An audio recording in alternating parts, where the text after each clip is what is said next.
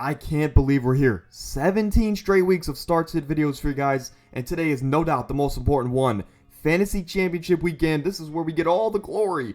So we're going to try and win that for you guys. So I'll start by saying, if you have any lineup questions or just want a second opinion, drop a comment down below. Last week we had 60 plus. I got back to each and every one before kickoff. So if you have any questions, I'm here for a second opinion. But without further ado, let's talk about these Broncos. Starting off here with the Denver Broncos players, of course, a big bombshell just dropped recently as Russell Wilson went from having an okay season to this team losing a couple games in a row, and now Russell Wilson's going to be cut in March when, of course, the Broncos can save a little bit of money. So a lot of things to unfold here. However, for fantasy this weekend, I think it's very simple. I think Javonte Williams can be an okay flex play. I think with Jarrett Stidham stepping in, being one of the better backups here in the NFL, maybe he can get some targets Javonte Williams' way, as that is overall what Sean Payton's scheme is. He loves to utilize his running backs in a multitude of ways, and I'm going to trust the best running back in this scheme. So Javonte Williams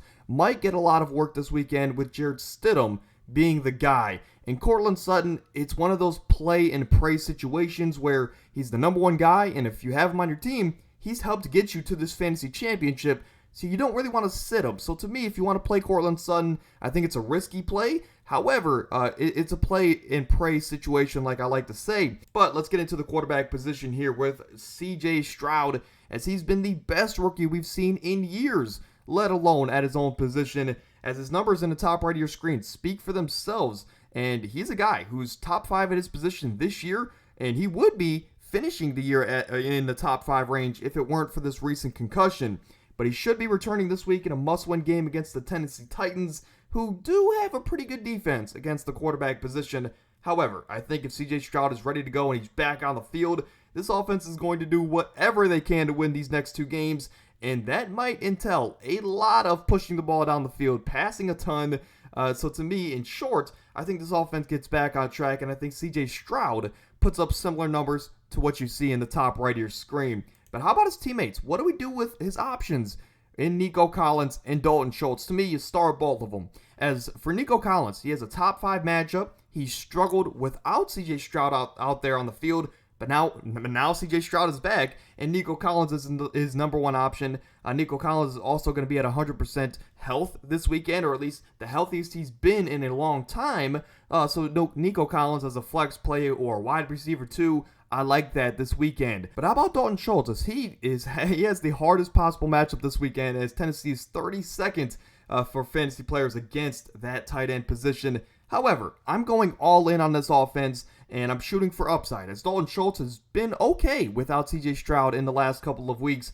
But let's not forget how much better he looked and more consistent he looked with C.J. Stroud at the helm. So to me, if C.J. Stroud is good to go, I like Nico Collins this weekend. And like I said, as a wide receiver 2/flex play, and I like Dalton Schultz if you don't have an elite option at that position. It took me forever to decide between these two guys and what to do this weekend, as on one hand, this should be a very defensive-focused game, or at least it could be, and it could be very low scoring, so you might want to sit these two because it's not going to be a shootout, is a good way to put it.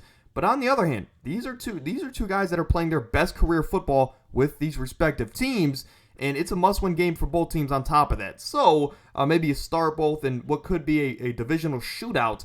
However, I put myself in this situation. What if I had Baker and Derek Carr as my quarterback options going into this weekend?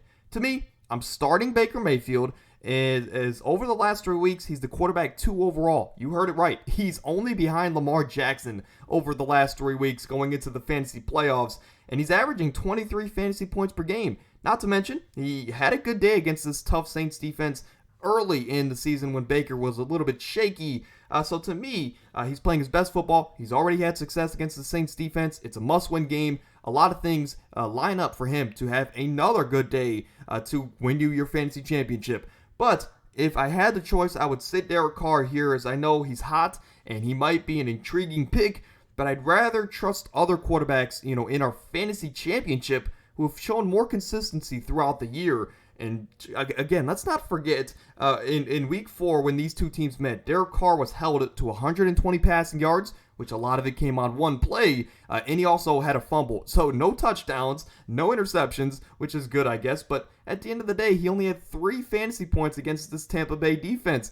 I don't want to bank that this guy can turn 3 into 30 just because he's hot. So in this matchup, starting Baker Mayfield, and I'm going to be benching Derek Carr. But then we look at the waivers, as I talked about these on Tuesday night. But there's actually 2 quarterbacks that I think would be okay plays this weekend. We have Joe Flacco against the Jets tonight, of course, and of course Jake Browning against the Chiefs. Tough defenses and tough matchups for both. However, Joe Flacco, Jake Browning, those are 2 guys I think I would rather play over Derek Carr, for example. But then at the running back position, let's talk about DeAndre Swift. He's on the thumbnail, of course, and of course I love the thumbnail, regardless. He was the running back 10 last week, and if you watch that game, he put up 16 fantasy points, but late in that game, that fourth quarter, he was running like a madman, and he was single-handedly trying to close out the last 8.5 minutes for the Eagles against the New York Giants. But of course, they fell a little bit short, and the Giants getting the ball back late in that game actually costed me a league because Darren Waller had a couple catches. Regardless, this is a guy that he faces Arizona this week, who happens to be the best matchup for the running back position. They are dead last in the league, and it's also a defense that let Khalil Herbert score 20 fantasy points last week. So to me, DeAndre Swift is, a guy that Philly's going to get up early. They're going to get up big early in this game is a good way to put it. And I think in the second half, DeAndre Swift should carry the team. Second half could be huge for us fantasy players. How about Aaron Jones? Pac-Man Aaron Jones. And this is a guy that's tough. He's kind of middle of the road, and I want to talk about a lot of these middle of the road guys, which is what I've done all year. But for Aaron Jones, the last 2 weeks, he's the 18th running back overall, and that entails a starting running back in most leagues, right? But this one was tough, and I do believe, however, Aaron Jones is going to be back to that Aaron Jones kind of workload, where last week he had 22 total touches, 127 total yards, resulting in 16 fantasy points, and he did it all without a touchdown, and that's the most important thing to me, as he's not relying on that red zone, that painted area. I know it's nice to have it, but his floor is safe, is a good way to put it. But to me, every game is a must-win for the Packers going forward. So you want guys in this offense that the quarterback can trust, because they might have to throw a lot more than normal to put some points on the board and, of course, win these games. And to me, Jordan Love, no doubt, trusts Aaron Jones. Whenever he's healthy, he gets this workload. So whether if it's on the ground or through the air, Aaron Jones, to me, will be in the range of about 15 to 20 fantasy points to win you your fantasy championships. But how about another running back we're going to sit this weekend?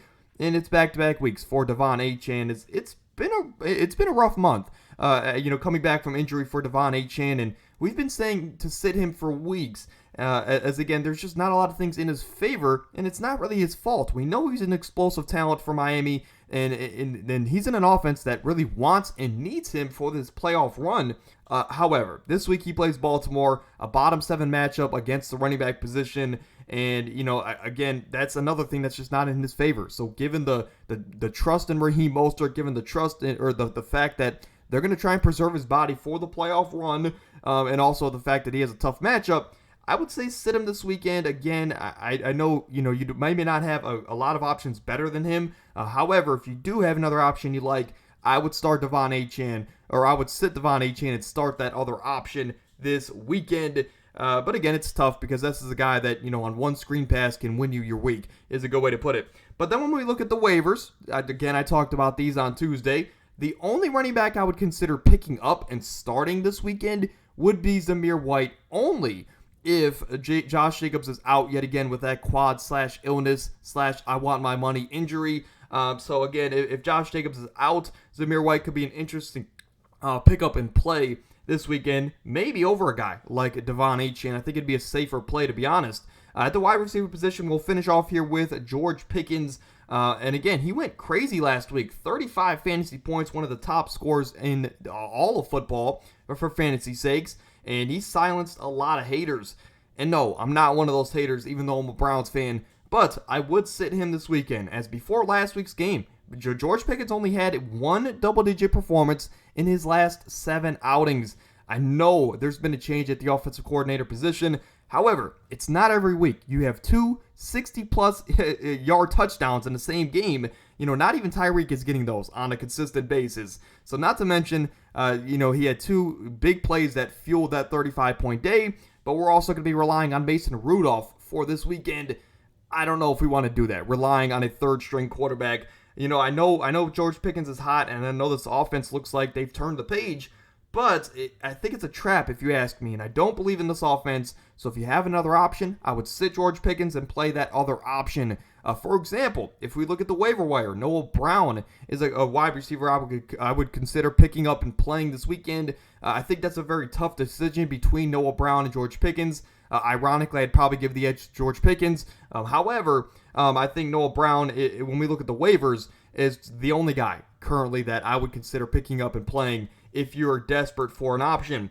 At the tight end position, David Njoku, his numbers speak for themselves on the top left of your screen. The tight end 1 over the last month or so of football. But if the numbers aren't dominant enough for you to look past his matchup coming up tonight against the Jets, the Jets are bottom 9 against the tight end position. They're good against receivers and running backs, but not the tight end position. So they're bottom 9 against David Njoku. And simply put, Joe Flacco trusts him, and at the bare minimum is going to be guaranteed at least 4 or 5 screen catches, and his floor is going to be extremely safe, is what I'm getting at here. So his floor is extremely safe, and his ceiling is what we've been seeing the last 3 weeks of football. So to me, David Njoku is a must-start no matter the matchup, and of course, unless you have a Travis Kelce. But then we talk about Darren Waller. And this man took me out of my most expensive league, like I mentioned earlier, and it all happened on his last 2 offensive catches and his only 2 offensive catches on the week. But he did have 6 targets in last week's game, and one of those could have gone for a 60-yard touchdown had Tyrod been a better quarterback and gave Waller a better ball. However, this week Darren Waller does face a bottom 4 defense against the tight end position. So some, I think, would be tempted to play him, given that he had a lot of upside last week, and he had 2 big catches down the stretch. However, I would sit him because of the quarterback situation. I'm assuming Tyrod Taylor is going to be the guy going forward. So to me, Darren Waller's floor is extremely low, and to be honest, there's just so many other options I'd rather start. When we look at the waiver wire for the tight end position, guys like Chigoziem Okonkwo, I think whether if it's Ryan Tannehill or Will Levis, I like the play of Chigoziem this weekend. A guy like Juwan Johnson, if you believe Derek Carr and that offense can continue rolling, I'd rather like the Juwan Johnson play. Or even a guy like Tucker Kraft, a guy that has been coming on the scene for the Green Bay Packers. All 3 of those guys are on your waivers, and all 3 of them I would rather play over Darren Waller this weekend. But again, that's going to do it here for today's video. But if you enjoy, drop a like, subscribe to the channel. On the road to 10,000 subscribers. This is my very last video of 2023, so I'll see you guys in 2024, and we have a lot of big changes coming to the channel. So if you enjoyed, of course, support us down below and tell a friend to tell a friend about the podcast. But again, I want to reiterate, if you have any lineup questions or you just want a second opinion this weekend, let me know down in the comments. I'll get back to you as soon as I possibly can. At the end of the day, it's just a second opinion. But until 2024. I love you guys. Thank you for the support this year, and I'm out.